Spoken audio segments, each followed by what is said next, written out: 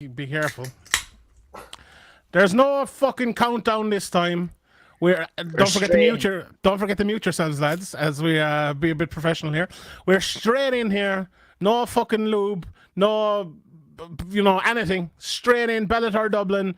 Thank you to everybody for tuning in. My name is Sean Sheehan, joined by Harry Powell, joined by Andy Stevenson, joined by Ian O'Neill, and joined by Jake Smith. If you have any questions for us, please log on to YouTube and throw them up there. We have 3 or 4 questions already in, and we will answer them throughout this. I think Facebook as well, the questions actually work there. But on Twitter, they used to work with Periscope, disappeared, so we don't have them there anymore. But we will be breaking down the Bellator card here coming up. Thank you to our friends over at All Real Nutrition. First of all, before we start this stream is sponsored by them and all our streams. An Irish company making real products, great products. Please, please, please sign up. And you don't have to sign up. EatAllReal.com. Go over there, buy a few bars. Ian is having them there. They're natural, lovely bars. You get 15% off with the promo code SevereMMA. So head on over there, Eat All Real. The salted chocolate one is delicious. What was the one I liked? I'm not a big fan of peanut butter, but even their peanut butter one is nice. But what was the one I liked? Oh, the cookie dough. Their cookie dough one is legit. They have sunglasses, teeth brush and everything, toothbrushes. I don't know what they're called. Anyway, let's get into it. Bellator Dublin, massive card for Irish MMA coming up this week. Big changes today. Peter Queally is out, as first reported by the great man Graham McDonald, with help from his good friend Sean Sheehan this morning over in SevereMMA.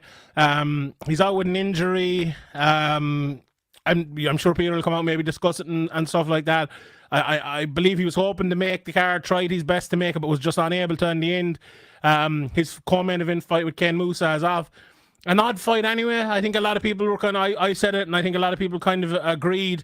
But still, that big zombie walkout and all that will be massively missed here on Friday night. But still, I think the biggest thing about this card, and maybe the one issue for a lot of people, was the fact that Sinead Cavanagh versus Liam Mccourt wasn't either the main event or the co-main event. And the fact that it is a co-main event now is a little bit of a blessing in disguise, I suppose, with the Queally news out today. Let me throw it over to Ian first. Ian, what was your reaction, I suppose, first of all, before we get into the card, about the Queally news this morning? That fight was a bit of an odd fight, wasn't it? But still, it's sad to miss that one out of here tonight, isn't it?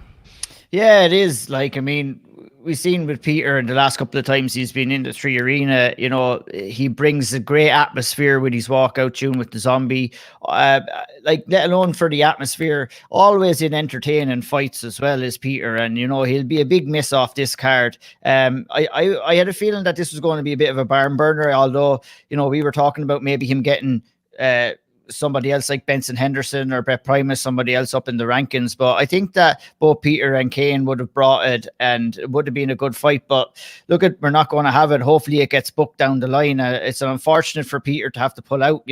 I can tell you something about Peter. He's not going to be pulling out unless it's a serious injury. He's not one of these guys who's a pull-out merchant.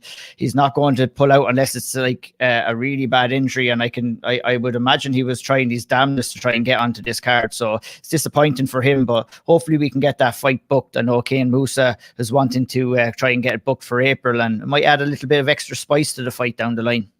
Yeah, I suppose a question came in there. Who would your dream last minute replacement be? Look, I think if it was Ken Musa that fell out of the fight, I think they'd probably look for a replacement. Jakey, what do you think? Do you think they will look for a replacement here? I think, as I said, they're probably looking for one for Queally if it was that way around, but the fact it's Kane, maybe get him on the London card. What do you think? Yeah, I think they'll probably look to reschedule this one. I know Kane's already flown out, though. He is out now in Dublin. But yeah, I can't see them trying to make something on such short notice for him. Like Ian was saying, look, the fight didn't really make a lot of sense, but it was a hell of a good fight. It was going to be a fan favourite. It possibly could have stole the show. Both men, tough as you like, game as to come. It would have been a great fight. Like you say, if it was the other way around, it was Peter, I think 100% they might be looking for a replacement. I think for Kane now, it might be a case of sit back. Obviously, we won't sure why Peter is out of this contest, but let's hope it's not anything too serious and that they can reschedule it ASAP. Yeah, 100% as well. The show will be coming up here later on, so no one has missed out on that. Yeah, let's take a couple of questions before we get in and break down the card all together here. First one here from Sam Nocton. Have Bellator done a sufficient job of promoting this one? The main event is one of the better fights they've brought to Dublin, so and there are so many tickets left. It was funny, I remember talking to Bellator exec before about when it changed from BAMA to Bellator, and the ticket sales went up massively. And they kind of told me at the time was, it's Bellator now, you know, and Bellator have done a good job, I think, over the last while of selling lots of tickets. Okay, maybe not selling the place out every time, but getting close to it a lot of the times. It does feel like this is a little bit under the radar. I've done a couple of previews already, and that's kind of the thing I've been saying as well. What do you think, Harry? The main event for such a big fight, it's a fight that we would have been crying out for years ago on Irish MMA, but now we have it, and it's like we don't even appreciate it. 100%. And you know, we've talked. Jesus, that's a great start, isn't it, lads? We've talked a lot over the years, and specifically recently, about some of the flaws of Bellator and some of the ways that they could improve. And one of those things is absolutely marketing, right? Like, Jake, I don't know how you feel. Obviously, myself and Jakey are over the other side of the pond in England, and if it wasn't for SevereMMA and working with you guys and being around the Irish scene, I don't really think I'd know anything about this card outside of, you know, Austin Vanderford fighting and whatever. Like, I don't think there's been a great deal of marketing at all. And as I said, maybe on the Emerald Isle it's slightly different, but I mean, it seemed from the comment that it's not. And you would have thought, as you said, an absolute MMA legend like Gegard Mousasi fighting somebody who's coming off a win against your poster boy or your British poster boy in Fabian Edwards. You know, you're sort of looking at a title shot probably somewhere soon, or, you know, something coming, or big title ramifications and everything else. Like, why are you not pushing this more? Why is it not that fighters are on SevereMMA? Why is it not that fighters are on local media and everything else? I think Bellator are still stuck slightly on the back heel when it comes to marketing, and that's a real problem. I think Harry 100% with what Harry was saying there over here. I think there's been little to no sort of, you can sometimes find on Bellator cards, like the one that springs to mind was the Liu Long All-Around bout. It made sense. It was a good fight, and it drew certainly a lot of Welsh eyes to that card. You've got to think as well, BBC 3 will be showing this. I think Bellator have missed a massive trick not putting on a big UK name. Keep Fabian. 100%. Obviously, we now understand with the Machida about why Fabian has been moved off the card, but you have to put a big British name on this card in order to draw the eyes back. BBC 3 hasn't been back up and running long. I don't know, obviously, for Irish fans, but it got taken off air for a while, and it was completely online only. This, I believe, will be the first like European Bellator back. It's BBC 3's a channel, and I think they've missed a massive, massive opportunity not having a big British name on this card. And to just circle that off, one second, just to circle it off, like, I've just made a mistake. This is a title fight, which makes it even worse, right? Like, it's even worse that it is a title fight, and that's the only thing we're really talking about. And to Jakey's point, a British fighter, Charlie Leary and Brett Johns just isn't going to cuss the mustard, you know? Like, Charlie Leary over here is a UK MMA legend, right? Everyone loves him, but it's not a name that's going to draw fans outside of the likes of me and Jakey or the UK MMA hardcores. I think the weird thing about this BBC deal was the last time they made a big hoo-ha over it, and it was, you know, basically a live stream on a website, which no non-MMA fan is ever going to get that. Whereas this deal was actually a big deal, and they've made nothing of it, which is weird, which maybe make sense to believe that they'll do something for London. Is it definitely on BBC 3? Because they have it listed for BBC iPlayer in all their communications. That's Bellator, isn't it? You never know with Bellator. They could have it on ending. But look, honestly, I wouldn't criticize them too much for that. I think that might be a Bellator London thing. That deal hasn't been going long, so maybe we're kind of wasting our time talking about that, I suppose. But let's talk a little bit about the main event, and then we'll get to the Irish fighters and work our way up. How do we see the main event going? I suppose let's start off there, because it is the main event. We have to give it to you, and, you know, everyone wants us to talk about the Irish fighters, and we absolutely will. Harry, how do you see the breakdown of this fight? Like, is it... We've all watched, I suppose... My microphone needs to be muted. We've all watched Mousasi down through the years, and we've seen him struggle with King Mo. We've seen him struggle with Rafael Nevada Jr., but we've also seen him fight loads of wrestlers other times, and he's done fine. Is this a case of like we look at those fights and maybe we were looking for ways for Van der Voort to win this, or does he have actual paths to victory? Can he win this fight, or what do you think? Go on. I certainly think he can win this fight. I don't think he'll win this fight, but I think he can. I mean, I think the thing with Rafael Lovato Jr., right, and the thing that Mousasi would have been so unequivocally fearful of is Lovato is obviously a jiu-jitsu expert, right? Nobody wants to hit the deck with him and give him time to set grips and to off-balance you and get to a position of strength for him. That's absolutely not what you want. But as you've rightly said, Mousasi, we've seen Mousasi dominate people who are supposed to be good grapplers, who are supposed to be good wrestlers. We've seen Mousasi be able to stop takedowns and punish people on the feet. I think here we're going to see, and maybe this is me biased because Jim Miller's just won at the weekend and I can't fucking believe it and I'm having a great time because of it, right? But I feel as though Mousasi has too much savvy veteran knowledge and Van der Voort doesn't have enough tools to be able to close the distance enough, make Mousasi fear the takedown enough, makes Mousasi fear the ground game enough. And I don't think you're going to see Mousasi shot on in open space. Maybe if Van der Voort can push him against the fence and Mousasi can't turn off, Mousasi can't use his clinch game, you know, we might see some takedowns. But I think that Mousasi's get-up game is underrated, and I think he's just going to have too much for Van der Voort here. Well, what do you think, Andy? What would your breakdown of this fight be? Is it one like that has flown under your radar as well? What are you thinking about this main event? Yeah, I mean, I think that with any of these Bellator Dublin cards, the focus has always been on the Irish fighters. It's always been a ticket-selling event for Bellator. To hark back to the previous point, you know, I think there is a bit of a buzz about Irish MMA about this, but it's only Irish MMA because they just want to get the people in the door. They want to get the tickets sold, and that's it. As far as the main event goes, it definitely is under the radar. Like, whenever you're looking at this card, all I'm thinking about is the Irish fighters, and maybe that says more about me than it does about the card. I don't know, but I would agree a lot with what Harry was saying. I can see Austin Van der Voort winning, but I don't think he will. I think anytime you look at a veteran of the sport, and Mousasi is the definition of a veteran of the sport, over 50 fights at pro, you always, whenever I look at an older, he's not even that old, but a more experienced fighter like that, I'm kind of waiting for, you know, is this the one where they'll get found out, or not found out, sorry, where age will catch up with them, and most of the time it's not. And he's just got so much experience that he's seen every single style that there is in MMA. And sure, if Austin Van der Voort can get him down, you know, pin him on his back and then maybe land some strikes from there, maybe, like, and that is kind of the style that Austin Van der Voort tends to go with. So he does have a shot, but I would favour Gegard Mousasi in this. Ian, what's your take on the fight?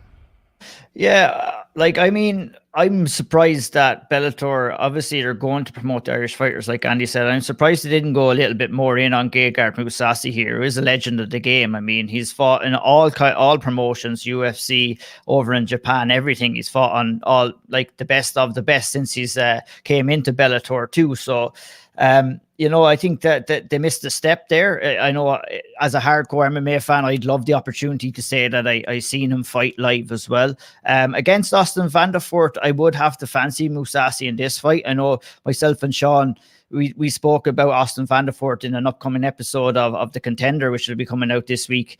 You know, the big question was, is it going to be too much too soon for Austin Van der Voort? I definitely think that he has the tools to beat someone like Mousasi. We've seen Mousasi being put on his back before.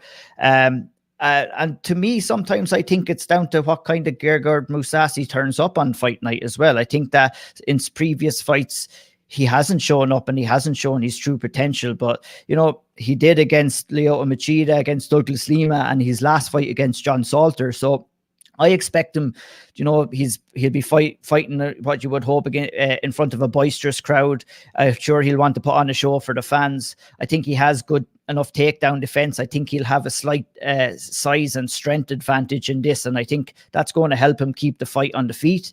And I also think that's going to be enough to see him probably. I can see him maybe getting Austin Van der Voort out in round 2 or round 3 in this fight. Jackie, what do you think? Like, as someone who covers the UK scene and all, usually we have been used to some of, say, your fighters, some of our fighters fighting each other, and then maybe a couple of Americans coming over. This one, it's weird that, like, I'm sure the focus for most people around the world will be this fight. It's weird the focus for, maybe we should have got someone from America or something to come on with us. like for you looking at it here, are you looking at Brett Johns? And I know you talked earlier about the UK and all of that, or is this kind of a focus for you? Is this a fight you've been looking forward to in the main event? You're muted. Yeah, there we go. Yeah, so this one, immediately it was announced, it threw me straight back to one of my first Bellator events, which was Bellator 200, when Mousasi headlined against Cavanagh. And going into that, it was this very similar sort of thing where the card was very London heavy, and it was sort of like what's this reaction going to be like? I'm very, very interested to see how Mousasi's received and how many Mousasi fans have made the travel across, because that was the one thing that stood out so much when he fought the O2 was the amount of fans who had travelled across from Holland to be there. It was as if he was almost like a home fighter in London, which seemed very strange. It's only, an extra hour for these fans now if they want to travel to Dublin. If they want to travel in droves, because after the last couple of years, this would be the perfect excuse to make that journey. You've not been able to watch live sport, and one of the biggest sporting heroes from your country will be competing just a couple of hours flight away. I'll be really interested to see how that plays out. In terms of the British and European, the British side of things, Brett Johns, I think they've missed a trick with him matching this the way they have. I know he's not had the best of starts to his Bellator career, with one loss and one bout pulled, I think, quite quite close to fight night. But Brett is a name over here. Brett's a popular fighter, and I think if they'd been a bit smarter with the matchmaking, even do what we've seen Bellator do in a Dublin show before, put him in a catch weight against another notable sort of name that just to build him up a little bit. And I mean, now when we look at this main card with Peter Beanoff, we've got Magomed Sharapov against Sanchez. I mean, I'm about as interested in that as Bisbin was in finding Dean Barry on Instagram today. Like, I'm just not. Legend. So if you'd matched Brett Johns properly, you could have had him on that card. And I know Brett, with Scott being on as well, of course, their teammates at SevereMMA, you could have. I just think everything from a British standpoint could have been handled a lot better. But a Dublin show is what a Dublin show is. It's filled with the best of the best from Ireland. And you don't need a British ticket seller to come across. You can fill that stadium, no problem. Yeah, I think that is very true. And look, all these cards around these parts are also good to get these lads fights. Like, I'm sure Brett Johns is mad for a fight. You know, I'm sure in a few weeks' time or months' time, whenever the UK card is, I'm sure maybe if Peter Queeley is back, or, you know, if Brian Moore is fit and ready after this week, the lads, they'll be looking for fights, you know, to get on it. So you're going to have a few of them on it as well. But let's start off looking at the Irish cards, and let's kind of go from the bottom up. And it looks like Lee Hammond is opening the card against Jamie Hay. I know maybe Brad will come in later on. I don't know if he's coming in tonight or not, but I watched both of Jamie Hayes fights, and Brad was commentating on both of them, and Brad knew him. Look, he's beaten two tomato cans, as they'd say in America, in his first two fights. I think 0-5 and 0-7, so you can't tell anything by that. But for Lee Hammond, like, if people maybe outside of Ireland are watching this, I kind of mentioned on the podcast at the weekend, but Lee Hammond was known as Conor McGregor's jiu-jitsu partner, one of the best jiu-jitsu guys in SBG. We saw him, you know, do some great things at the Berimbolo in his amateur career, but a few knockouts as well. And everyone said, oh, look, he's a great amateur, good strike, and obviously magnificent jiu-jitsu. And then he starts his professional MMA career a few months ago, and he just lights the place up, looking fantastic on the feet, sliding around the place, brilliant hands, lovely straight shots. And I think it set a light for everyone. We knew how good his jiu-jitsu was, but now we see him with striking like this. And when he was announced for this card, a little bit later than everyone else, this was the one. A few people were asking me, what's the fight? And this is the guy you want to see. Like, Lee Hammond is one of those guys that stands out. And I'm going to be in there. You know, everyone should be in there for the first fight of the night, because this is a guy you might be saying in 5 years' time, like, I saw his debut. Or his Bellator debut. Anyway, his second fight. Andy, how much are you looking forward to seeing Lee Hammond make his way into the Bellator cage here? Yeah, I'm absolutely buzzing, and I think Bellator have been very tactical here. They signed him to a one-fight deal, and immediately they put him first fight of the card to get people in early doors, and also they have him, like, they're aware of his value as a promotional asset in putting him at the media day. You know, they've signed a guy on a one-fight deal. He's the first fight in the card, and yet he's at the media day. That says something. As far as Lee as a fighter, I'm really, really excited. That pro debut was sensational. Like, you know, we've seen Lee previously, and his striking hasn't looked what it looked in his pro debut. He went away, you know, we didn't see him for 2 years after he had his last amateur amateur fight. And I remember, I think he did an interview with MMA Fighting way back, and he said, look, I'm not going to rush this. I'm not going to just turn pro for the sake of it. I want to be ready. So what he did instead is he went away and he started working with Phil Sutcliffe Sr. in Crumlin Boxing Club, and he's refined his striking skill set incredibly. He's worked with Cian Cowley for the last 2 years on his Muay Thai. He's gotten to a point where the gap between his jiu-jitsu and everything else is minimized much more so than it used to be. So now we're seeing him, you mentioned there that spinning back fist knockout that he had in his amateur debut way back when. He went 20 fights then without getting another knockout, and when did it come on his pro debut? So he's done it the right way. He feels like he's ready now as a mixed martial artist, as a complete mixed martial artist, and it's all systems go now for Lee Hammond as he goes through the pro ranks. Harry, as someone who keeps a very close eye on the jiu-jitsu scene and knows like a lot of the Irish guys as well as the guys further afield, tell us a little bit of what you know about Lee Hammond. I've been a Lee Hammond fanboy for a long time. He was actually he was matched to compete on Kieran Davin's grappling show before the pandemic against Liam Alpang, who is also a fantastic grappler. Nothing to do with MMA whatsoever. But Lee Hammond, when you watch people grapple, there are just the way that they look and the decisions that they make, you can tell very, very quickly what sort of level that they're at. And from Lee's IMAF days and the fights before that, when you watch him grapple, it's just different. The way that he mechanically moves around other people's body is just different. And to Andy's point, we saw in his pro debut just how good those hands look. And look, I mean, Bellator are offering him a fight here that he absolutely should be winning. They're offering here a fight to get the crowd excited to start the night off.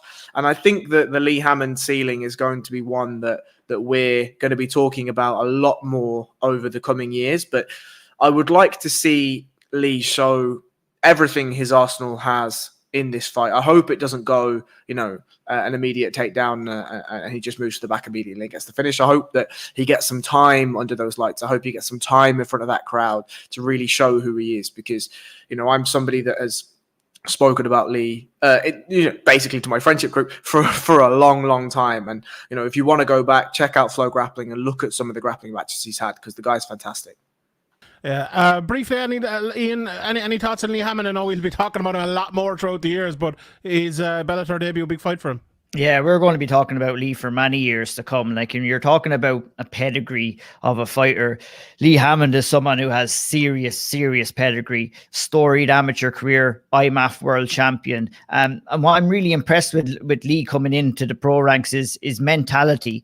His time, he has the honesty in himself and the intelligence, to take some time away. And he doesn't have an ego thinking that he has everything wrapped up when it comes to his skills. So we've seen him take some time away to work on his striking. And we've seen the product of that in his first fight, where he came out and absolutely put on a striking clinic. And I'm really excited to see Lee come in here. If you're half thinking about not coming in early, just think again, get in, go and see Lee fight. And I'm really looking forward to seeing him in action again. Yeah, we had a question in there from Mira about taking the Bellator better caterers. We could do a whole fucking hour of a stream on that. We talked about it enough. Look, the SPG fighters are not going to be going through cage warriors, and that's the top and bottom of it. So there's much to talk about that. Andy, I know, Jake, I'll bring you in a second, but Andy, tell us about a few of these other undercard fights. I know you're a big fan of Daniele Scatizzi every time he's fighting. He's fighting Vladimir Tokov, Gokhan Sakram, another one of your favourites, heavyweight. I nearly fought him the last time. I remember we were saying that. And then Nathan Kelly as well, making his Bellator bow here. Thoughts on those three fights? Go on, break it down.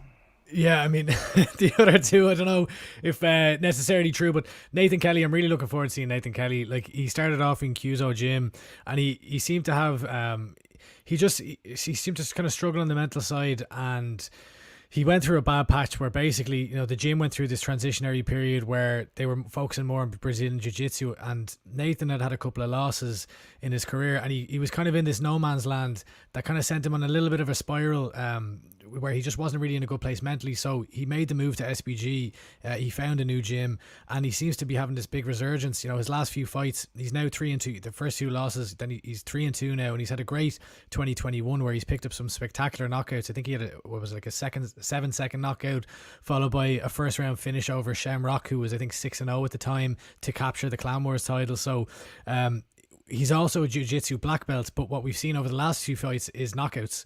So Nathan Kelly is showing that he has a variety of attacks in his arsenal, and now he gets to show that on a bigger stage in Bellator. So, going in against Scott Pedersen here, who has struggled also at the beginning of his career, but still is dangerous, still, has tools to win the fight. But in Nathan Kelly's eyes, if he takes him down, well, I've got a black belt, I'll submit him. If he stays in the feet, well, I've got heavy hands and I'm quick, so I'll knock him out. So I think this is affording Nate Kelly an opportunity to make a statement here in his debut.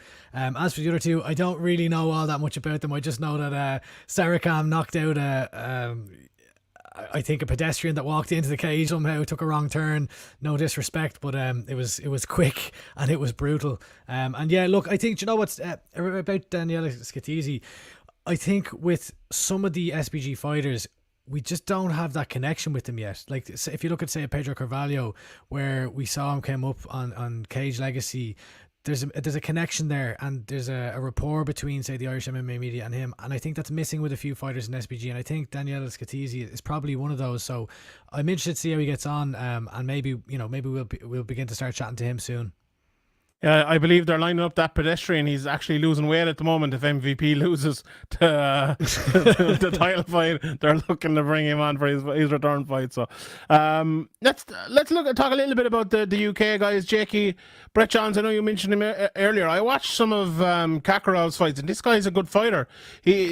Brett Johns has been around for a long time, and in and out of the UFC. A lot of people may be shocked when he did get out of the UFC, but Kakarov hits hard, and you look at someone with a second name like that, and you're probably thinking this guy's a wrestler, but he's not just a wrestler. This guy is a well-rounded fighter and a good fighter. And Brett Johns, we've seen his submissions and his all-round game, I suppose, for a long time. But it's a pretty good fight in the Charlie Leary Davy Gallen fight as well. Davy Gallen, not from Middlesbrough, sounds like he's from Middlesbrough, but is apparently French. So those two fights, Charlie Leary, a criminally underrated guy, I think, in Bellator and the UK scene and everything like that. This guy has just been on a run, maybe not winning every fight, but in a very good run over the last few years, and he's a very, very good fighter. Those two fights for UK MMA, I know you said earlier on maybe they're not the standout names, but those are two good fighters, and will need wins here to kind of climb up those ranks again in Bellator.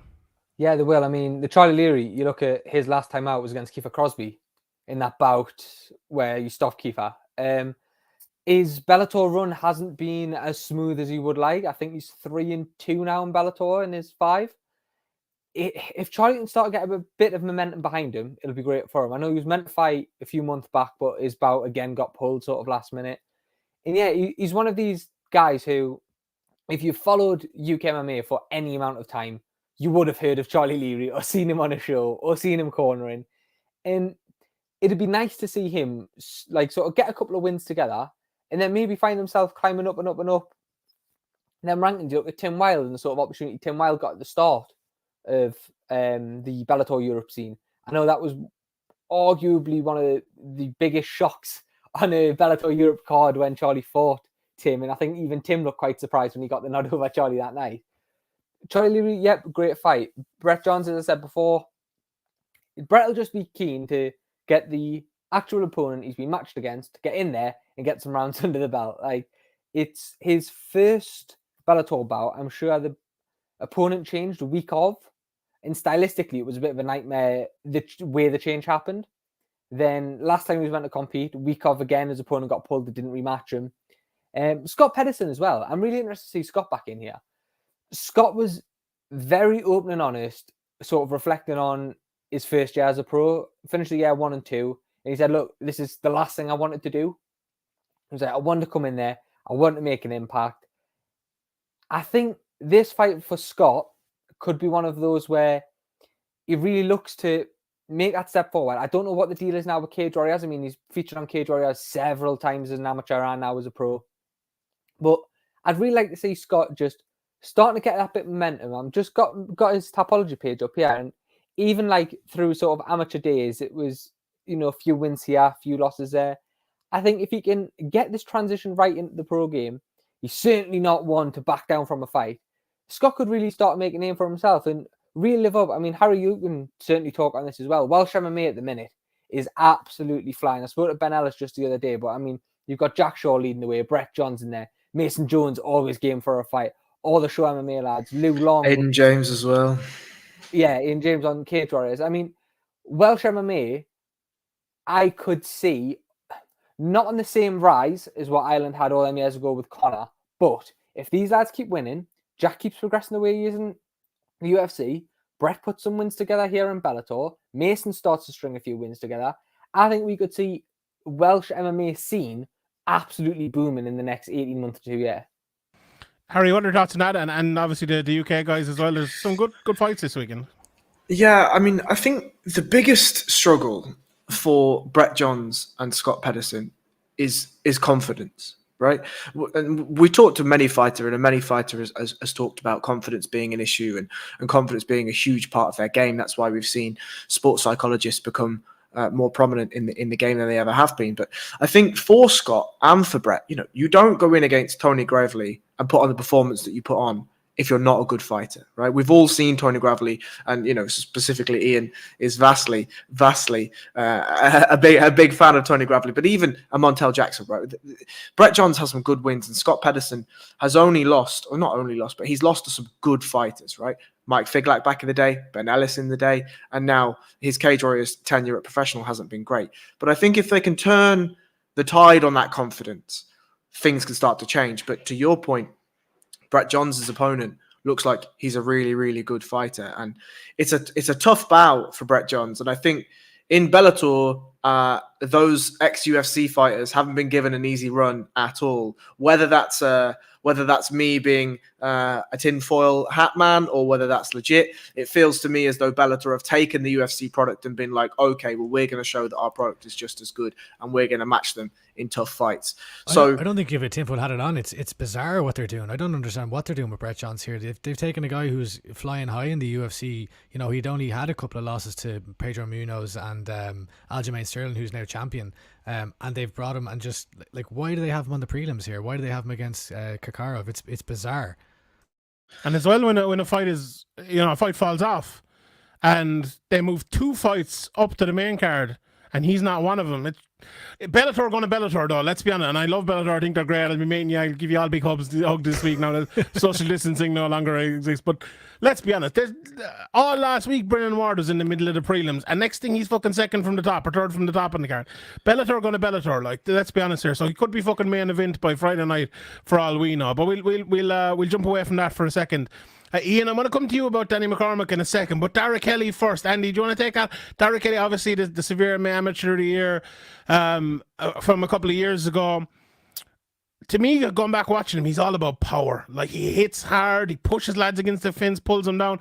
I was talking to him at the last, obviously this fight was supposed to happen before, and there was a slip in a shower or something, and one thing led to another. These things happen in MMA. But he, for the weight class, you'd swear he was a weight class bigger than the weight class he is. Like, he's a big guy, strong guy for that weight class, and he looks imposing as well. I'm really looking forward to seeing his debut. He's a guy who's maybe more unexposed, to steal a horse racing term, than maybe even a Lee Hammond or other people as well. But he's a good amateur. He was a very good amateur. Now going into the pro ranks. This is another interesting one, a good one to keep an eye on as well, isn't it? Yeah, 100%. And yeah, he's an absolute unit. Like, the size of his lats, he looks like one of Jake Paul's bodyguards, the robots that are standing behind him. Dara Kelly, it is, as you said, he is kind of... It's weird to say, like, someone who's won the Irish Amateur of the Year award, yet he's under the radar a bit, because I feel like he is a bit under the radar. Like, he's had 9 fights, 9 wins, 9 stoppages in his amateur career. And I was watching I think it was his second last amateur fight. He was fighting, it looked like on a sand pit or something in Germany, outdoors. And once he got to mount and started raining down shots, they looked very, very, very powerful. So yeah, it's one of those ones where I'm just looking forward to seeing him. The fact that we every fight has been a stoppage so far, I kind of want to see him how he does over 3 rounds, and also the fact that he's jumping up from well, not that it really mattered when he was stopping everyone, but from 3-minute rounds to 5-minute rounds now at the pros. I just kind of want to see 15 minutes of Dara Kelly to get a better sense of what he's about. Yeah, indeed. As his teammate Will Flory joined us here on the live stream. Will, thank you very much for joining us. We were just discussing Dara Kelly there, and we might as well throw it into you first of all here. What do you think about Dara Kelly? Obviously, he hasn't made his pro debut yet, but we were just discussing. He looks as strong as an ox for the weight class, and he looks, like everyone is kind of looking forward to seeing his pro debut. What can you tell us a bit of insight about Dara? Yeah, he's ridiculously strong. He's an unbelievable athlete. Even he's kind of like, there seems to be a breed him up in Donegal there that have kind of just got early on the strength and conditioning, and they're blasting it out, and they're animals of young lads. Like, I think he's 22, 23, is he? But God, strong as an ox, and quite like decent technically as well. That was what I was impressed with. Like, he came down during the first lockdown, like just after we opened up for the first lockdown. And I was massively impressed with him straight away. And then his work, like, just, he's there, he's putting in the work all the time. He's serious work ethic. And this lad, like the lad he's fighting, junior or whatever it is, that was a very sketchy pull out the first time as well. So I'm glad he's getting the same matchup again. He's going to get to smash that lad. Like, these fighters and their conspiracy theories, you never know. It's big spot. It's a big potato full of out, whatever. But like, he said he'd hit his head weighing in, but forgotten about it. Went to sleep that night, woke up the next morning with a concussion, and then wasn't cleared to fight. Well, he's back on Friday for more anyway, so hopefully it goes on this time. We're looking forward to seeing it anyway. Ian, what are your thoughts? We'll move on slightly. We'll move back and ask Will in a second about more of the other teammates. Danny Mccormack, obviously, if you're thinking who's Danny Mccormack, Danny Nealon got married in the last couple of months, and she's Danny Mccormack now, looking very good in her last few fights, undefeated. Ian, you interviewed her there a couple of days ago. There's talks of the UFC. There's talks of big things for Danny. They don't have the division in Bellator, so we're not maybe out of place saying, we should go and fight in the UFC. But this is a big fight for Danny, a tough fight as well. And I know, Ian, you talked to Danny and you watched a bit of her opponent as well. Looking forward to this one. Yeah, I'm really looking forward to this one. And like, when I was speaking to Danny, one thing that stood out to me is that, even looking back at her fight at the last Bellator, Dublin Bellator 270, she basically won every minute of every round before she finished Audrey Karouche. And I think she came in, and when I asked her about that performance, she actually said that she wasn't really impressed by it. So it would kind of surprise me a little bit, which kind of shows the mentality that she's bringing in every time she gets in there. Coming in against Stephanie Page this time around, she spoke to me about wanting to prove that she's more than a grappler and wanting to kind of test her striking skills against Stephanie. Like, Stephanie has up over 100 Muay Thai and kickboxing bouts, so she's going to get a good chance of it. I think she found herself in the Audrey Karouche fight that, Karouche wanted to clinch and she had to take the opportunity to take her down. Well, I don't think that someone like Stephanie Page is going to be wanting to go in and clinch. She's going to be wanting to keep this fight on the feet. And, Danny will have the confidence to stand and bang because she knows she has those takedowns in her back pockets, and she knows she might have the grappling advantage. I'm sure she will have the grappling advantage coming into this fight. So, like you mentioned too, this is a big fight for her because, she talked to me about wanting to become a world champion. There's currently no strawweight division in Bellator right now. This is her second last fight on her contract with Bellator. So, I mean, there's going to have to be some serious talks with Bellator after this fight to see where she lies with the organization. But she did mention to me that, the UFC might be an option. And I, for one, would love to see her over there competing with some of the women over in the strawweight division. But, she has to get past this fight first. She still has one more fight on her Bellator deal. So she has a couple of hurdles to jump over before she can think about that. But this is going to be a massively entertaining fight. I think that Danny always brings the heat anytime she comes in. She wants to finish fights. She made a point to say that to me. And even after winning every single minute of every of the last 3 rounds against Audrey Karouche, she still went out and got that finish with 1 minute to go. I think that she's going to bring the heat against Stephanie Page. I think we're going to see some great exchanges on the feet, and this fight definitely will not disappoint. Yeah, if people haven't watched Stephanie Page, like she does a few of her fights up on YouTube. She hits hard from the outside. She kicks really, really well. A beautiful head kick on her. But you know, Danny won't be looking for a few of them. She'll be coming inside, trying to get inside and stay well away from them. I'm sure. Andy, what are you thinking of Danny? Like, do you know, we said it there, and we kind of mentioned it about Bellator and about the UFC, and they were giving out to me last day at Bellator because I asked her about it. I feel like Danny should be a little bit higher up than this card, and like especially with Peter's fight falling off today, like Brett Johns maybe should have been moved to the main card and put Danny as the top fight in the prelims or something like that. It just feels like this card is a little bit backwards at different times, and I feel like, you know, she is someone who I don't think she's at the media day either. I think she should be there. I think she should be one of the people there because she's undefeated on a great run at the moment, and like I know they don't have the division, that's probably why they're not doing it, but. You know, it's a massive weekend for Irish women's MMA in Ireland as well, and I think that Bellator should be doing a better job of maybe promoting that. What do you think?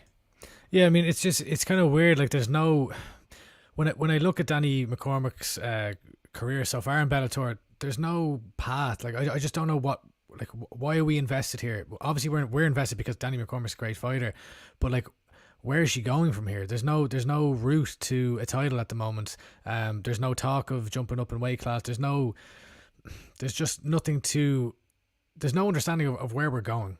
So I think that Danny should probably get more of a push. She's also, you know, Danny's someone who she's willing to put herself out there. She's willing to talk. Like the fact that she was calling out, what's her name?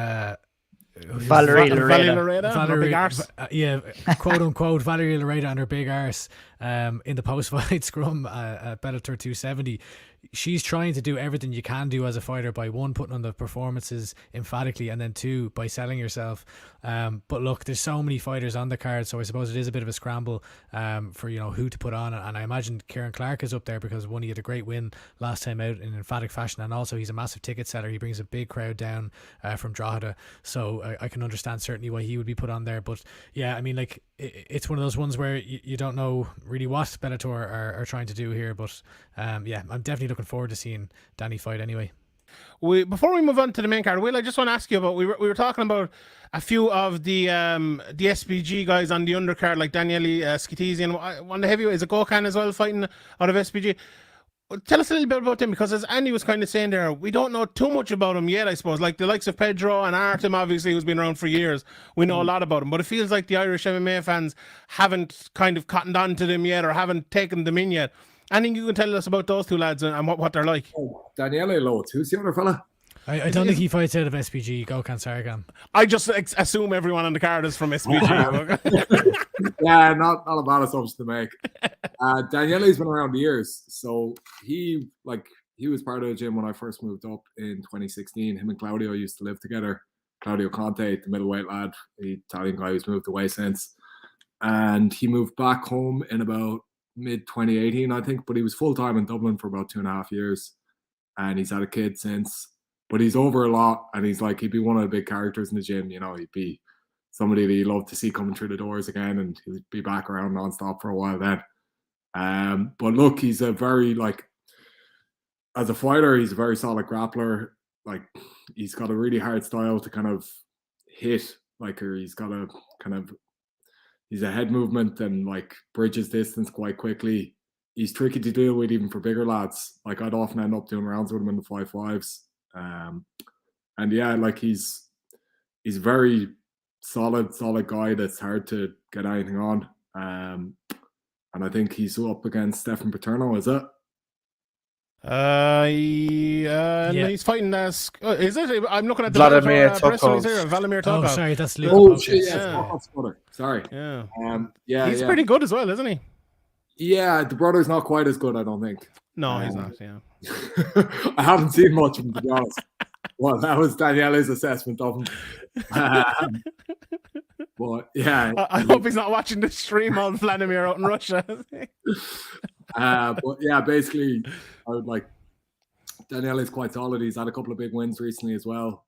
He won on the last Bellator Dublin card, and he's a good character. So I'd expect him to do well in this fight, even though it's talked off. And it's a big win for him if he wins it. Yeah, 100%. How great is it as well? There's a lot of fighters from all around the country. Like, obviously, we Sinead from Dublin, but we have Leah from up the north. And as you mentioned, Dara there is from Donegal. And obviously, Peter's off now, but he's from Waterford, and yourself from Tip. And, where's Danny from? Someone, Westmead, is it? Mullingar? Roscommon. She's from Roscommon, but lives in Roscommon. There you go. So all over the place. It's great, isn't it? Like, because down here sometimes I'm sure you were like that. Me back in the days, and like, oh, it's all Dublin, but it's not anymore, really, is it? It's really a countrywide sport. Yeah, but they're all in SPG, I suppose. Every one of us. So like, Not Leah. if you're outside of SPG, you still have your kind of like chip on the shoulder kind of buzz going on. So I've no doubt that still exists. But yeah, at least there's loads of other fighters who've come to SPG and now they get on the cards. Yeah, that's it. Everyone love to come over there. Quisha, welcome. How are you? Well, just a quick word on that. Obviously, you're someone who from down in Waterford, but you to get in All Ireland, you've come to Limerick, so it's been fantastic. What do you think about that? About fighters from all over the country? And we've seen Peter headline, and we've seen James headline, obviously from up in Tyrone as well, isn't it? Yeah, and it's great to see fighters from all around the country on these big cards. None from Limerick though. Just terrible. Carry on. Oh, we had Catherine Costigan at one stage. We had Sean. I think Sam Tobin. Slater's from Clare. I think that's the closest we have. We're he was too on far Bellator from before. Limerick. It's not too far. We'll claim we're. Different county, the different jersey. She ever caught that? No. No, well, we've the winning one, so we'll take that one. At the moment. Temporary, right? All these things Indeed. What do you think, Coach Eddie's though? And obviously at the Nationals the weekend as well. You can tell us maybe a little bit about that here. There is talent all over the country, isn't there? Oh, there's talent everywhere. I think the last year highlighted as well on the pro scene. Like you saw SPG Cork. I know it's another SPG gym, but like you see them kind of going all around the world. You had Palahan going off to Miami. You had Ryan Splan going off to LFL. So yeah, it's great to see the Nationals even. What was it Team Rhino and Oma? Like they had fighters down there. It's everywhere. So hopefully it means that as time goes on, we see more fighters from all around Ireland. Waterford, maybe one from Limerick once. Maybe that's wishful thinking on your behalf, Sean. But hopefully we do get to see more on these cards and kind of emerge onto the pro scene. Here's a wonderful transition here. Wexford's Brian Moore as well, opening up the main card, and this is a massive fight for Brian Moore. Someone asked a question there: are you happy with Brian Moore's position on the card? I think this is a good position for him because this could be fight at night. Jarnell Lugo is a really, really good fighter. I went back and watched a few of his fights, and he's one of these guys who he can fight as good southpaw as he can orthodox. He's really good from the outside. It's fast, strong, hits hard. But Brian, to me, is maybe the most improved fighter in Ireland over the last few years of the kind of the guys who maybe haven't, just started out, if you get what I mean. And, I know John has spoken about it before, and he's kind of surprised by the improvements because he's been training so much himself, and it's a different way of training. And I think he's proven that he has really improved because of it. I know, Andy, you spoke to Brian over the last couple of weeks, and I'm looking forward to actually speaking to him on the media day coming up because he spoke about his mentality after that last fight. It would have been hard to enter that fight mentally anyway because it's, a week or 2 weeks before the Dublin card was coming up, and you're sent to fucking Russia to fight, this guy who's 8 or 9-0 and who's an absolute fucking animal. Almost won that fight as well, even though it wasn't, Brian has probably said himself, not his best performance. But I'm looking forward to seeing how he bounces back here. This is a big opportunity for Brian. And what did he say to you in that interview, Andy? Gave a bit of insight into what's going to happen on Friday night. Yeah, I mean, Brian really opened up. I'm happy to talk about this now because he's already talked about it himself. But essentially, Brian went into that fight week really, really struggling with his mental health to the point where he was having panic attacks repeatedly throughout fight week. And he also went 51 hours without sleeping. So he just could not sleep. He described it as the worst period of his life. And, to be going through that kind of state in any circumstance is really, really unpleasant and scary. But to be doing that when you have to step into a locked cage and fight a guy who's trying to take your head off, it must be like, I can't even comprehend that. So, the way he described it was that like it all felt like a blur, and he didn't really. It was almost like an outer body experience. So from talking to Brian, he's put a lot of work into the mental side of himself, and going and speaking to a professional, working with a sports psychologist, and he seems to be in a much, much happier place now where he's on top of the mental side of things, and it's transitioning over into his his training also. So it seems that Brian is primed to, you know, put on a big performance here. And as you're saying, you know, a tough opponent. Brian's been calling for a ranked opponent for so long, and he's always taken the hard route. He went over to fight a prospect in Russia in his backyard when he really probably should have been fighting a ranked opponent. You know, he's kind of on that periphery where he's not in the bantamweight tournament, but he's one of those guys where, you know, if you were to put him in there, you'd have no issue with that. So really, really excited just from, forget about the fighting, just interested to see, you know, Brian going in there when he just feels, I guess, at peace with himself and happy and calm. And yeah, like it's a big spot for Brian. Jake, what do you think about the mental side of it? Obviously, you've spent a lot of time around fighters over the last few years in camps and stuff, and you see, you know, the mental side of it, preparing for fights. That's a massive thing, isn't it? Yeah, it's huge. I mean, it's each fighter to their own, isn't it? But yeah, there's plenty of athletes who I think maybe struggle with things and don't come out and talk about it the way Brian did to Andy. And I think for that, it's so commendable for him to come out, because he didn't need to do that. He didn't need to come out and open up the way he did. But for him to do that, and I wonder if that's even was a bit of a weight off for him to get that off his chest and get it out there the way he did with Andy. I mean, Brian Moore is one of the nicest guys in the sport. I think there's no denying that. And he's never not in a tough fight. I just can't wait to see him back in there in front of a home crowd as well. I think that's going to be massive for him to hear the love he's going to get from that 3 arena. I think it's going to be huge. And I just can't wait to see him back in there. Yeah, anyone who knows Wexford as well knows they're the rawest bastards in all of Ireland. I know the Tipperary lads try that, but the Wexford are raw fucking meat without a shadow of a doubt. Harry, I know you watched a bit of Jarnell Lugo coming up to this fight. Obviously, we know about Brian, you know, we know how good he is. Tell us a little bit about Jarnell and what you think of him. I think he's a fantastic fighter and a great prospect. I think you summed him up really well. He hits really hard. He's very, very fast, very, very athletic. But I think this is actually a huge opportunity for both guys, right? Jarnell Lugo, okay, at the moment he's ranked and that's grand, but everyone knows the quality of a Brian Moore. Everyone's watched Brian Moore. Everyone's seen he's had issues with his hands, and he's alluded to he's had issues with his mental health. These things are all big stumbling blocks in Brian Moore's career. Obviously, we know the dedication of Brian Moore. He travels X amount of miles every week to get up and down between his various training centers. But I think Jarnell Lugo offers Brian a really, really interesting opportunity, both in the fight to showcase his own skills, to showcase the improvements in his hands, to show the improvements in his fight IQ, but also if he wins this fight and if he wins it emphatically, we have to be looking at Brian Moore in the rankings, right? We absolutely have to. And if that happens, is that an immediate replacement for any injured fighter in the tournament? Is that an immediate title shot after it? Is that one fight away from a title shot after it? I think this is huge for both guys, right? I think the thing about that 135-pound division is because of the tournament, there are probably 4 or 5 guys like Josh Hill, Brian, Brett Johns, and a few more who will probably end up fighting each other. And the winner of that maybe mini tournament will end up fighting the winner of the top tournament, because that is, you know, that's kind of the way these things work, unless there's a rematch or something big in it. But Ian, you've known Brian for a long time. You've fought as an amateur around when Brian was on the scene at the same time from the same kind of corner of the country. What are your thoughts on Brian? He's a great fighter, isn't he? Yeah, absolutely a great fighter. I was saying that an owl dog for the hard road and a pup for the pat, and Brian Moore is definitely an owl dog, and he's had the hard road in his career, you know, especially coming into Bellator. I mean, you know, he came in and took on Daniel Weichel on his debut, and he took a loss that time, but took that fight in very short notice and moved on, got a win after that, gave AJ McKee his toughest chance fight.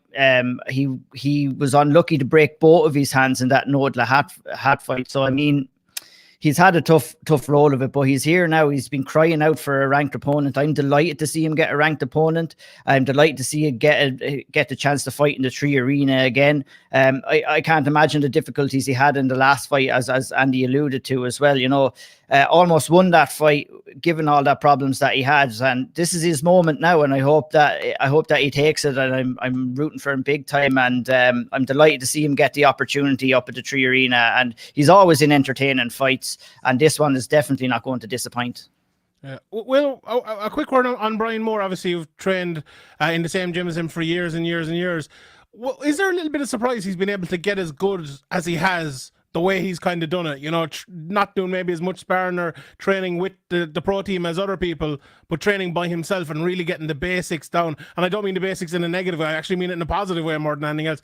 But he's just become a really very good technical fighter over the last few years, hasn't he? You're saying he's become, like, you go back and you watch that fight against Weichel, he was controlling that fight on the feet. You watch the fight against David McKee, he probably won the first 2 rounds. Like, Brian's been class for a good while. It's not something that just happened. You know, he's become better though. He's improved, like. Yeah, but like his footwork's always been beautiful. Like his footwork's always been top notch for an MMA guy. And you know, if you want to learn how to box in MMA, he's the guy to watch.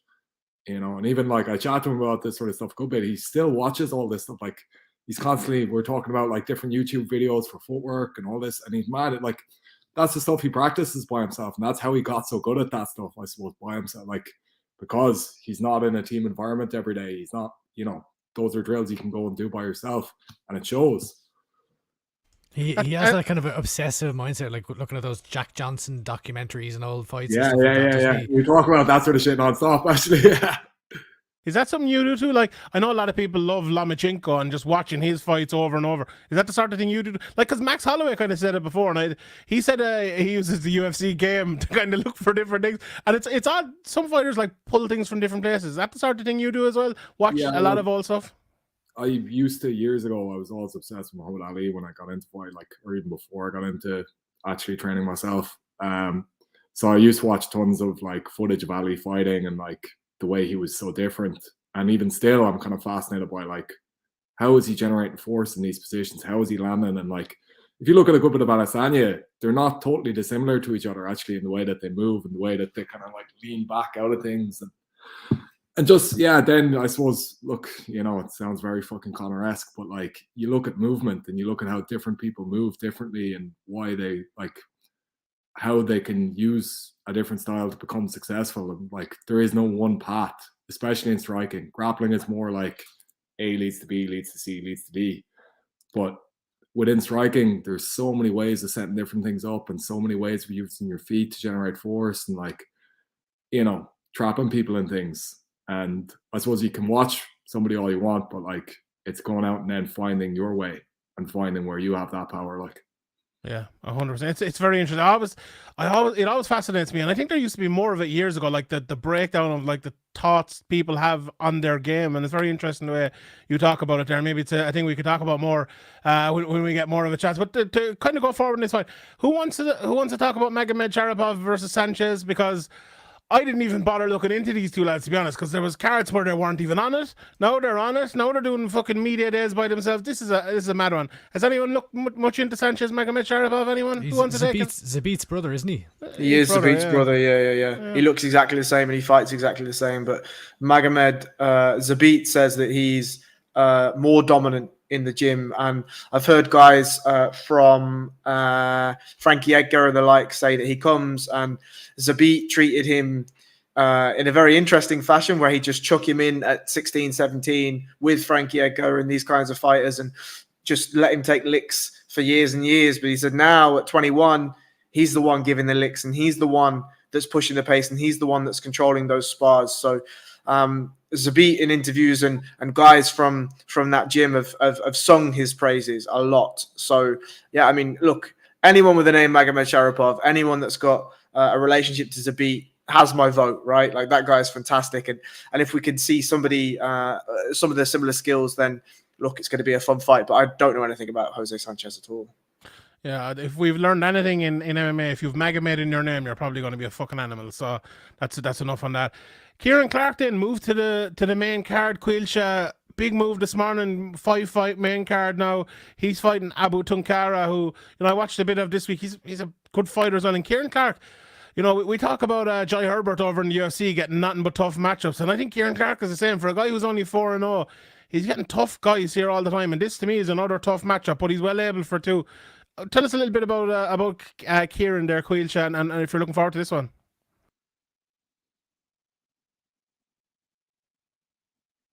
He really, really does. And like, look, that last fight, I think we saw so much, and we saw the grit and kind of determination out of him. He bit down the gum shield. He took some massive shots off Barton, wasn't it, from the UK, and he really pushed through. And you kind of, like, as you said, there's no easy fights, and he's so tough, and he just keeps moving forward. He eats shots. He'll get the position and get the takedown, get his position. He'll advance from there, and he just makes it how he just takes the fight where he wants it, and he'll do what he wants from there. He's relentless, and I love it about him. He's really entertaining, and it's hard not to like him. He's a really likable character as well. So, yeah, look, if he deserves this spot, I'm absolutely buzzing to see him back in there. No easy fights, and yeah, can't wait. Ian, thoughts on Kyron Clark? Sometimes, I don't know, I feel like he's one of the guys that flies under the radar a little bit. I think Richie Smullen's a little bit the same. He's on an unbelievable run at the moment. We're always talking about, James Gallagher maybe, or Ian Gary, or Paul Hughes, or the other ones. But these lads are doing great stuff as well. And Kieran's been at it now for a while, and he's putting together a good run to start off his professional career. Yeah, absolutely. We had him on the Owl Triangle podcast, which is coming out next week, and I'm delighted to see that he was announced for the main card coming up as well. We actually spoke about that on the podcast with him, but he also spoke about some of the changes he was looking to make coming in here and wanting to be able to rely on his striking a lot more. He had a good rear naked choke win against Jordan Barton, but that was a fight that didn't go his way at times as well. He also talked about, maybe getting another win here and maybe looking to go and fight stateside for Bellator. So he is foreseeing a long-term future with the promotion. And he says not that he minds all that much, but the little bit of extra added pressure of fighting on home soil, selling tickets and everything like that. He kind of he's been doing that for all of his starting fights with Bellator and fighting on these big cards. So he's looking forward to getting over there.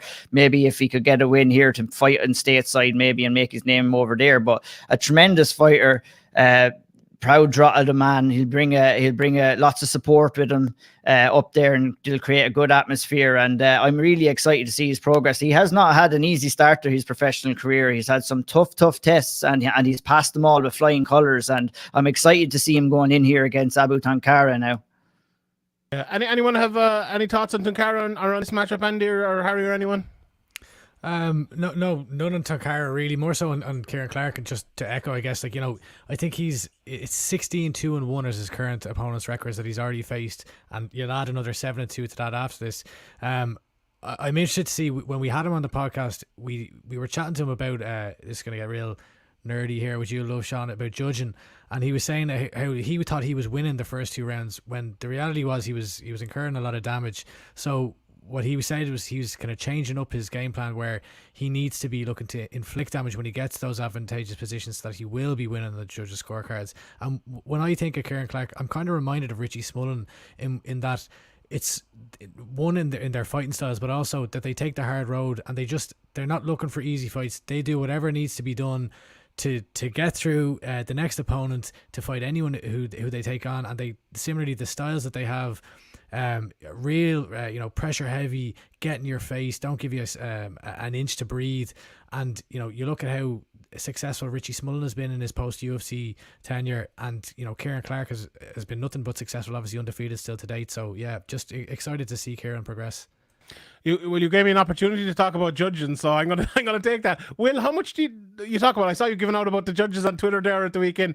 Is that something you talk about, the way fights are judged, and working your game around how fights are judged these days? And as Andy said there, maybe if you get to the ground rather than the position, it's more of damage than the position that matters. Is that something, I suppose, over the last few years, as the judging criteria has changed and become maybe more certain than it once was, that has changed the training regimes as well? Not to any great degree, because look, at the end of the day, you're not in control of it, so why focus on it? Just go out and win, whoop ass whatever way you whoop ass, if you know what I mean. Like you were saying there, damage is obviously a bigger thing now. Okay, do more damage, but wasn't damage always one of the main things? It's changed. Nobody at the end of the day, as a fighter, you're not fighting for a decision. You're fighting at any point to finish your opponent. So you're not massively thinking about judges. So even when you're training, you're looking for submission. You're looking for, a position where I could inflict huge damage at any point. So your mentality towards it doesn't change if the judging criteria changes. You're still just trying to whoop a guy's ass. But like, let me talk about Kyron Clark for a while, actually, because Kyron Clark's my favorite MMA story. Like, I've been around this shit for 10, 12 years, and like, I've never seen anything as good as Kyron Clark. You know, this young lad coming down from fucking Drogheda, getting the bus down, getting the Lewis out, you know, back and forth twice a day, and just not taking the easy road, like not having it easy, not having it all his own way. A lot of obstacles in life to overcome, and seeing what he's got and done out of that, it's been class. It's been amazing to watch. And he's like a genuine, like, look at Drogheda, look what's going on in Drogheda. You know, it's not positive. And look what Kyron Clark is doing. And think of how many young lads out there that's inspired. Like, you know, think of a young lad growing up in the same estate as him, that's 5-6 years younger than him. Like, it like, this shit is real to a lot of people, you know, and it has a genuine effect. And like, you look at the crowd he brings down, you look at the positivity of it all, and it's class. It's unreal. And like, I don't think like it could be a huge story for the media, and I'm amazed that nobody's picked it up. Like, yeah, but it's a class story. It's incredible. Like, I've witnessed it firsthand, and I feel privileged to have witnessed it. You obviously didn't watch our interview on SevereMMA.com before his last fight there now, Will Fleury. For fuck's sake. Fuck the rest of the media, sure, it cunts is all there, but it's 100% true. And as well, I think another thing we've been kind of discussing recently, I think with like the technique getting better in MMA all the time, I think hard motherfuckers are going to have an advantage in years to come, because when technique evens out, maybe the guy, as Ian said, what was the phrase he used earlier on, the hard dog for the long road or whatever it is, lads like that are going to fucking stand out. And I think Kyron Clark in a few years could be one of those lads that absolutely stands out. This is a massive fight for him again. And he is one of the guys, you know, we maybe criticised a little bit earlier, some placements on the card. He's a guy, I think, who has been given good placements and has been given a good bit of a push by Bellator anyway. And obviously, you know, we've given him the interviews, but I agree with Will as well. He needs more, and that sort of story is a great story and really needs to get out there. He's earned that. As in, if you look at the guys he's fought, like, who else at 4-0 has beat the guys Kyron Clark has? Yeah. So and it didn't start like, that way either. Character, if he was a different guy, they'd be promoting him like he's the absolute shit. Look at the guys he's beat. You know, you're saying like even like the inference and the comparisons here, you're kind of like making him out to be this non-exciting fighter. I've never watched a Kyron Clark fight where I haven't been like, Jesus. You know, his last fight, okay, it wasn't all his way. But God, there was moments of like beautiful technique in that moment, like, and it wasn't all just grapple. Like, I know he wasn't doing that well in the striking exchanges a lot of the time, but like, they're happening, they're exciting, and like, he's not going anywhere. He's coming at you all the time. So he's an exciting fighter to watch, and he's beat a load of class lads, and he's beat them pretty impressively, like dominantly. So yeah, it wasn't long ago when he was making his debut and they had him on the post limbs in front of nobody because the crowd had all filtered out as well. And even then, he put on a masterclass against George Courtney. And as you said, you know, I don't think we're saying that he wasn't fighting well. It was an utmost compliment that I was giving him there. Like, you can be a hard fucking bastard as well as being a very good fighter as well. Like, absolutely, it wasn't a negative thing anyway. But I go on anyway. But you can't have that emphatic moment when he was adorned over the cage, with the Drogheda crowd going absolutely nuts without coming through that adversity that he came through in that last fight. You know, it made the moment bigger. 100%. Right, let's talk about the real main event here. The mind them fucking middleweights. Shannon Cavanagh versus Liam Mccourt. I can't wait for this. Like, I know a lot, maybe some people are like, oh, we don't want two Irish people fighting each other. I remember saying on the podcast a few years ago, when it gets to this and when people are excited about two Irish people fighting each other, it's a good thing. And this is a fantastic matchup. And I spoke to both of them over the last week, and it was weird because they're both like, we kind of expected this to happen, which I think I didn't. When I heard the news, I was like, oh, Jesus, like, I can't believe it's happening, which may be a bit weird because they're both ranked and everything like that. But this is a massive fight for Irish MMA and a massive fight for women's MMA in Ireland as well. I spoke about it earlier with Danny, you know, from the days of Action Daly to, you know, Catherine Costigan and all the rest have come. And, you know, we saw the Nationals at the weekend as well. This is massive that two women can get like up to the rankings in Bellator and fight on a massive fight here. And it's, you know, huge for both of them. For Sinead to get back, obviously, towards the title. She, when I spoke to her this week, she said she wants to win this, win one more, and get back to the title. And Leah, I asked her about Cyborg, and she said, look, if I beat Sinead and Cyborg's next, absolutely, I'm ready for it. Let's do it. So that's how big this fight is. It's not just a big Irish MMA fight. It's a big worldwide fight as well in terms of the rankings and all that. Ian, this fight, am I bigging it up too much? I don't know. I'm not one for Absolutely really not. bigging them up too much, but this is one that should be bigged up, isn't it? It's the people's main event. I mean, I cannot wait to see this fight. You're talking about the two best featherweight women in one up there with the two best featherweight women in the world right now. You know, Bellator's featherweight division is the best that's out there.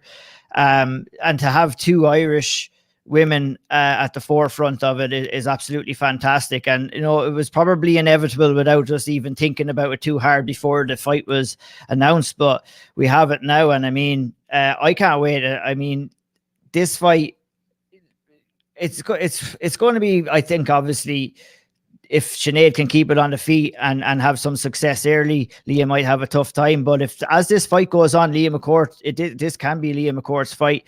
Her toughness, Leah's toughness cannot be questioned here. I mean, we've seen her in that Janae Harding fight. Things weren't going her way and she pulled that submission out of the bag. And Sinead, obviously, she'll be looking to bounce back from the Cyborg fight. Real big title implications on this fight too. A win for either fighter puts them right into the mix. I know Leah spoke to you, Sean, about hoping to get that shot with a win. I know Sinead might be maybe a win or another win after this away from it as well. But I mean, this is a fantastic fight. It's the people's main event, and I cannot wait to see it. Quilcha, you're known at the Nationals at the weekend as well, and seeing all the, you know, obviously Nadine Abbott-Bissa won the gold medal just a couple of weeks beforehand as well. You know, for people like them coming through, it's important to see big fights like this and to see Leah and Shannon. And it's really a great time for women's MMA in Ireland, isn't it? Because, you know, we were a while back, as I said, it was just Aisling Daly and there was no one else. And now there are, you know, loads of women. Shauna Bannon won our Amateur of the Year last year. And it's, you know, it's been a great time the year before. I think all the women fighting out of Ireland went undefeated. So it's been a great time. But what do you think about that for, like, the women kind of coming up at the moment to see this big fight? It's massive. The fact that they're the most talked, I would argue they're the most talked about on the card. If for me anyway, it's the one I'm most excited for. The stories both of them have and just everything surrounding this fight, the success they've had both as amateurs and then moving to pro, and now they're there co-headlining in the 3 Arena. Like they're inspirational, both of them in their own ways. And the fact that they're now going to fight each other, it's even better. It's fantastic for the fans, and you can only hope it's going to inspire people. And then if you outside of that, just look at the scene in general. You've amateurs winning world championships. You have amateurs turning pro after shining, and now you've these thriving as well. Danny Mccormack also on the card. It's amazing, and hopefully that's going to even see more of a rise. Like I admit for the amateur side sport in particular, I find the women's fights the most interesting at the moment. It's like, because the level is very, very similar. Some of them you could actually see beating a lot of pros. The gap isn't that small. But anyway, back to the main point. It's incredible. I really hope it inspires more people and gets more women involved in the sport, because it's really important that it happens, especially in Ireland. Well, I know you fought, well, I suppose I'd call them teammates, but they were teammates maybe before you fought them before they became teammates. I know you fought Bindon and Johnny Jitsu in the bit of a cage boxing match, but what do you think? I know. MMA as well, he's quite both out. Is it still there? I think it's gone. I think that was pulled down. Oh yeah, the video's gone. No, but I fought him in MMA too. You fought him in MMA too? Yeah. You did actually. I forgot about that. But what? Sorry, my apologies. I couldn't forget that cage boxing match. That was maybe the most insane fight I've ever been at. But anyway, that's maybe a chat for another day. Every time I mention Sinead Cavanagh to someone from SPG, they're always like, she's one fucking great woman. You know, everyone has something good to say about Sinead. And, you know, have you seen them training together or anything? I know they didn't train together much, but what are your thoughts on this? And obviously Sinead as well being one of her teammates. I think it's the right time for this fight, to be honest.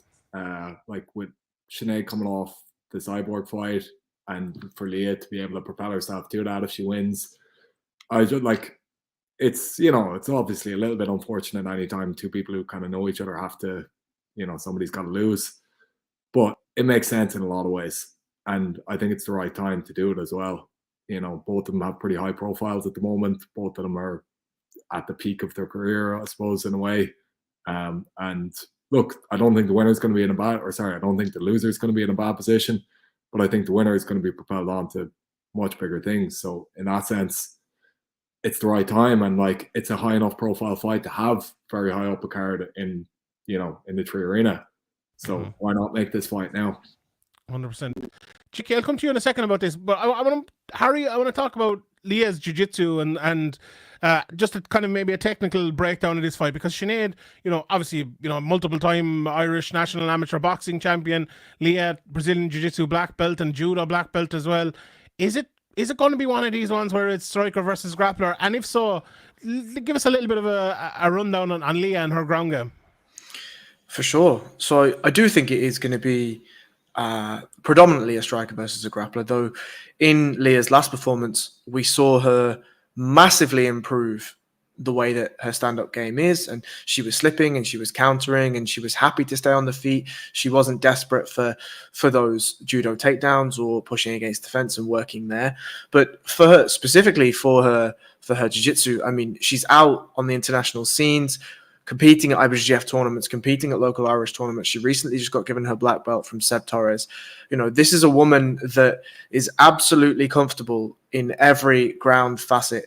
She's somebody that's a great submission hunter. And when you watch the way that she competes on the ground, her positional dominance, the way that she passes in MMA, her use of head control, and then her ability to land strikes and look for subs is fantastic. Really, really fantastic. And I think if we see some ground exchanges here, you're going to have to massively favor Leah, and you're going to have to massively favor her ability to look for those submissions and look for damage on the ground.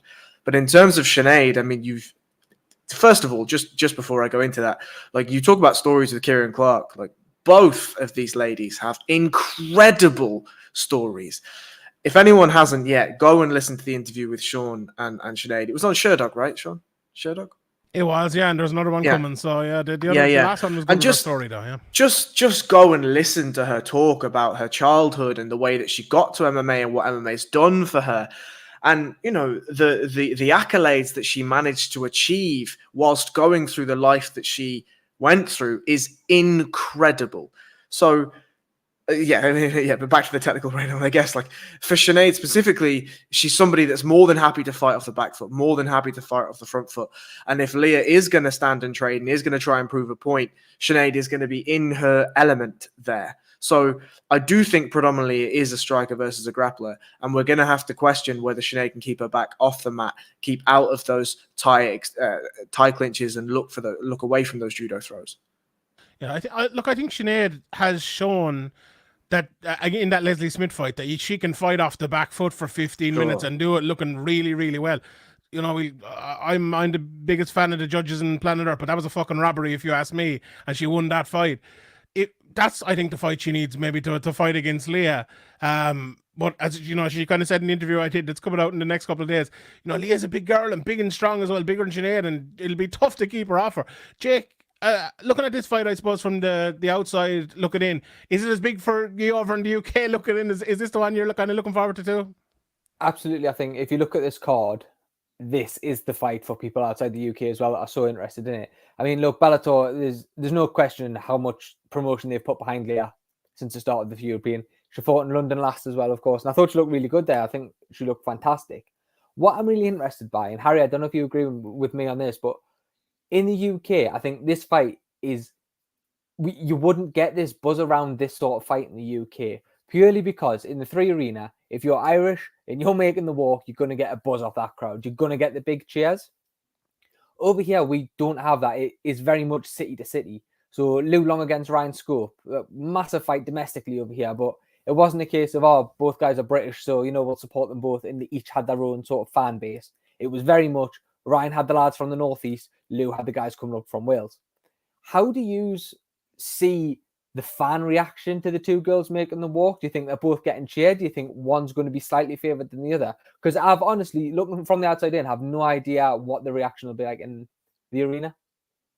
I don't know. You would think maybe the SPG bias towards Sinead, but it's tough to know really, because as you're saying, you know, if you're from Liverpool and you're from London, or if you're from Manchester, it's not the same. Like Lee and Sinead are both Irish. You know, if Will was fighting for someone from Dublin, they're both. It's there's no gap there between, you know, Dublin and Belfast or Limerick, and that just doesn't. It exists in hurling and maybe soccer and stuff like that, but it doesn't exist in MMA, I don't think. But there is still that gap. Like even MVP and Paul Daly, are they both from London? If I'm not mistaken. Even different sides of London, I think it'd be there could be a bit of a rivalry in the UK, but I think it's different in Ireland. I really do. And that's the tough. beauty about the Irish fans, really. You know, they really support their own, and we even try to claim people that are not from Ireland as well, to try anyone who's like fighting out of SPG and stuff like that. Sean Brady, Sean Brady, anyone, Sean O'Malley, all those, you know, if they have an Irish name, we're trying to claim them. But that is the beautiful thing about Irish MMA, is that like the Irish fans and the media really get behind Irish fighters. It doesn't matter where you're from. It doesn't matter what gym you're affiliated to. You just want to see Irish fighters' success. And look, we have two great Irish fighters fighting each other in the co-main event on Friday night, and it's going to be an unreal. Two mothers fighting each other as well, so it's going to be an unbelievable fight, and it's going to be. I think it will be an exciting fight, just alone for the anticipation of it, and the fight itself is an intriguing fight too, with Leah's grappling and with Sinead's striking. So I think both fighters are capable of getting the win. It's just whoever's the better on the night. I think we will find out though, right, on Friday night, because there generally is. There's going to be a split in the crowd. You know, anytime you see, say, an SPG versus a Team Rhino, there's one boisterous side and there's another boisterous side, and they'll be going kind of jawing back and forth as, you know, willing their fighter on. So it's one of those things where there will be a split, but we just won't know how large the split will be to one side or the other come Friday night. Yeah, you'll have Graham there roaring on the SPG crowd, as is always us from Media Raw. Will, we talked about the main event earlier on at the start, but I want to get your take. And obviously, being a middleweight yourself, obviously, you know, was there talks of an Austin Van der Voort fight before? Maybe, you know, there could have been at some stage. What do you think? Yeah, no. Should never too much of a wrestler. Stay away from him. Anybody with any sort of profile was never really offered. What about the Fabian fight? Did that ever come to? Offered to me. So even like other stuff, but basically I asked for that every time. That was the only, like, because that would have been a huge fight, and at different points it made so much sense, and then there was always like, I will look at that the next time, but right now you have this guy. For the Norbert fight, I was trying really hard because I knew they wanted Norbert next, and I was like really trying to make that Fabian, because I've trained with Norbert, I know Norbert. Also, he's shit hot, and even like winning that fight, it wouldn't have done much for me. So like it was a lose-lose fight for me, basically. And then they were like, I was really, really like adamant. Let's just make that Fabian. It's bigger fight, bigger profile, bigger everything. And got a load of weird messages back, but basically adamant that it wasn't going to happen. And like once we both know that's not happening. I was like, why do we both know that? I don't know. So is there a bit of tension there? Like the funny thing about Bellator is he signed up like everyone in Irish MMA, obviously in SPG. You know, we John calling it straight Bellator gym. And next thing, Richie's gone, Euro gone, Kiefer Crosby's gone. They're giving Brian Moore fights out in fucking Russia against these animals on an undercard. What has happened? Why? I don't know. It's got a bit mad, isn't it? Yeah. Well, like I think I talked about this a little bit before, but like, and I don't blame them for this. It's completely a financial thing. So pretty much anyone who was gone was on a pretty good contract. No, I'm not like, look, maybe there was guys they would have cut regardless, but I was told I was being re-signed for 6 months. That was kind of one of the few things. Like, I honestly don't really like being gone from Bellator. It's kind of a big enough opportunity in my eyes, or was, but it's taken ages to materialize. And like, thankfully now I have something. But at the time, like the day I got cut, I wasn't like gutted. It wasn't like, oh, this is bad news. It was like, okay, now I can get loads of other fights. Now, none of those fucking fights happened, unfortunately. But like, most of the guys who got cut were on pretty decent money, and the guys they've got in are not doing so well. Like, or you know, it's not the same contracts, and they were probably just giving out a little bit too much in those contracts. yeah, that'd be my reading of it anyway. That DAZN money dried up very quickly after it was after that thing went. Yeah, Is you were your buying pa- too many socks, Will. Yeah, that was too many spots. Is the pat now fights and get to the UFC, or are you looking just for any big fights anywhere, or is that the pat you're looking to get to? Yeah, ultimately the goal is UFC. It always has been. But let's kind of take a few steps back and go, right, what's actually available right now? And for a while there, it was very sparse. Now that COVID, I got offered 5 fights in the space of less than 2 weeks once all the restrictions ended. So all the guys I'd been hassling for the last 8 months, nearly a year, got back to me in the space of 2 weeks, and I got offered loads. But thankfully, this was actually the fight I thought was least likely to happen, and I accepted some others before this one, and they didn't happen. And I also I accepted this, having already accepted another 2 that I didn't know weren't going to happen, if you get me. And both of those guys didn't take it, and Tariq, fair play to him, took the fight. So I was surprised, considering I already have a win over him or whatever. But yeah, happy out. That was kind of the one I would like the most, because it's a belt, and it's a belt in an organization for Fight Pass. So true. And I believe Ian's getting you on to talk more about that fight, so we'll leave that for that one. Quick breakdown on the Van der Voort versus Mousasi fight. What do you think of that one? How do you think it'll go? Yeah, I'll be interested to see how Mousasi deals with Van der Voort's wrestling, but Mousasi's so smooth, and Mateus, the guy who trains in the gym, was over doing a little bit with him, doing a little bit of training with Mousasi for this camp. And Mateus, in fairness, has a very good blast double, and he gets in on people quite quickly. And yeah, didn't get too close. He's just got a lovely range, a lovely style. It depends how he shows up mentally. It depends how much he wants it still. I think he's at that stage where none of this actually means that much to him anymore. So if he shows up and really wants to fight, I think it's Mousasi's easily. But Van der Voort has a lot more motivation going into this one. And he's a quick, he's quick on the entries. So it'll be interesting. I'll definitely be excited before that fight, but I would expect Mousasi to win. Yeah, I think most of us would. Right, let's go around and get picks before we go for the main event and co-main event. Harry, first of all, who's going to win the main event, and then Leah versus Sinead? I think Mousasi decision in the main, and I think Leah inside, Sinead inside 2 for the co-main. There was a bit of a double pick there. Andy, what do you think? I apologize. Yeah, I'll go Mousasi and Jesus. Yeah, Sinead. KO. Jakey? Mousasi distance, Sinead in the distance. Sorry, within the distance. Quailsha? Mousasi finish, and I'll go with Sinead inside the distance. I think Mousasi is going to get Van der Voort out of there inside the distance, and I think that Sinead is going to win a decision, close fight. Will, I wonder who you want to pick in the comment event. What do you think of the main event?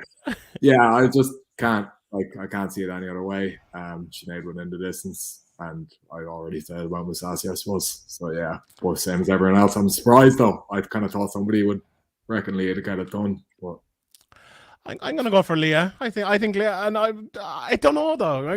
He's hedging his bets here now. Sitting the fence. Why? I'm going for Van der Voort and Leah to win. Yeah.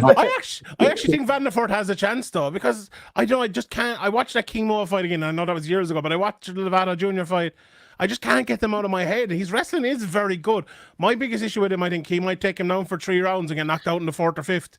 I think that might be John Salter fight though. The John Salter, John Salter goes to but he goes to America. He went to ADCC trials and he's done well. He only lost to Hulk there. His grappling's not bad at all. And Mousasi made him look terrible.